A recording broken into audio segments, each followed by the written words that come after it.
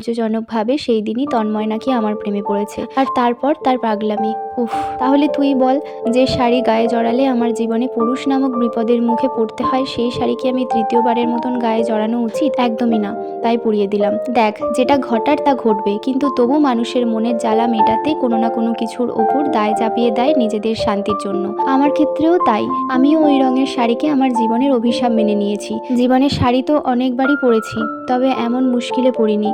তাই ঠিক করেছি আজকের পর থেকে আর কোনোদিন আমি মেরুন রঙের শাড়ি পরবো না। সারপ্রাইজ পর্ব। 16ই আগস্ট। সেদিনের পর আজ আরও কতগুলো মাস কেটে গেল।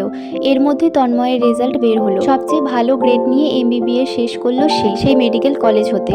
তন্ময় এখন ইন্টার্নশিপ করছে, আর আনাইজা নিজের প্রথম বর্ষের পরীক্ষা শেষ করে দ্বিতীয় বর্ষের জন্য মনোযোগ সহকারে পড়াশুনো শুরু করে দিয়েছে। তন্ময় সেদিন আনাইজাকে প্রকাশ্যে নিজের মনের কথা জানানোর পর আনাইজা এখন তার দিক থেকে সম্পূর্ণ মুখ ফুরিয়ে নিয়েছে। তন্ময় যথাসম্ভব চেষ্টা করে যাচ্ছে তার মনে একটু ঠাঁই পাওয়ার আশায়, তবে প্রতিবারই আশাহত হচ্ছে। ক্লাস শেষে কলেজের ক্যাম্পাসের মধ্যে দিয়ে হেঁটে হোস্টেলের উদ্দেশ্যে বের হচ্ছিল আনাইজা ও আয়েশা। তাদের পথ আটকে দাঁড়ায় তন্ময়।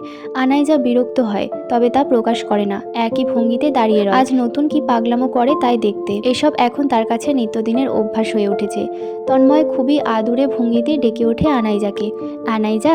আনাইজা ভুরুজোড়া কুঁচকে তার দিকে দেখে, তারপর কর্কশ সুরে বলে, কি সমস্যা? আর কতবার বলবো আমার সমস্যাটা? আপনার ইচ্ছে, চললাম তবে। এভাবে প্রতিবার মুখ ফিরিয়ে কি পাও বলো তো? আচ্ছা, আমি কি দেখতে খারাপ, অযোগ্য, নাকি আমার মধ্যে তোমার জন্য ভালোবাসার কমতি আছে? কোনটা বলো? আমাকে একটু ভালোবাসলে কি খুবই ক্ষতি হয়ে যাবে তোমার? ভালো না বাসো, তবে আমার হও। আমার ভালোবাসাই তোমার আমার জন্য যথেষ্ট। এই দহন যে আর সহ্য করতে পারছি না আমি।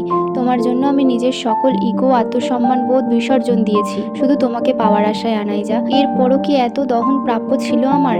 আনাইজা মনোযোগ দিয়ে শুনল তার কথা, তারপর ঠোঁট ভিজিয়ে নিয়ে মুচকি হেসে বলল, আপনি যে মুখ নিয়ে আনাইজা হাসারকে ভালোবাসার কথা বলছেন, আবার সেই মুখ দিয়ে দহন সহ্য করতে পারছেন না তাও বলছেন।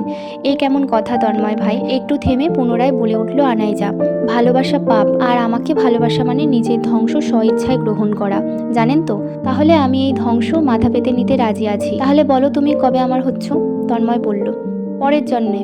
আনাইজা বলল, তাহলে বলছো পরের জন্ম পর্যন্ত তন্ময় খান তার তেজি রানীর জন্য অপেক্ষা করুক? সেটা আপনার ব্যাপার, কারণ পরের জন্ম বলতে কিছুই নেই। আনাইজা বলল কথাটি। তাহলে এই জন্মে একবার বিশ্বাস করে আমার হয়ে যাও, কথা দিচ্ছি পরের জন্মের আক্ষেপ এই জন্মে মিটিয়ে দেবো ভালোবেসে, পাশে থেকে। তন্ময়ের বলা কথায়ও কাজ হলো না, উল্টে আনাইজা বিরক্তি নিয়ে তাকালো তার দিকে।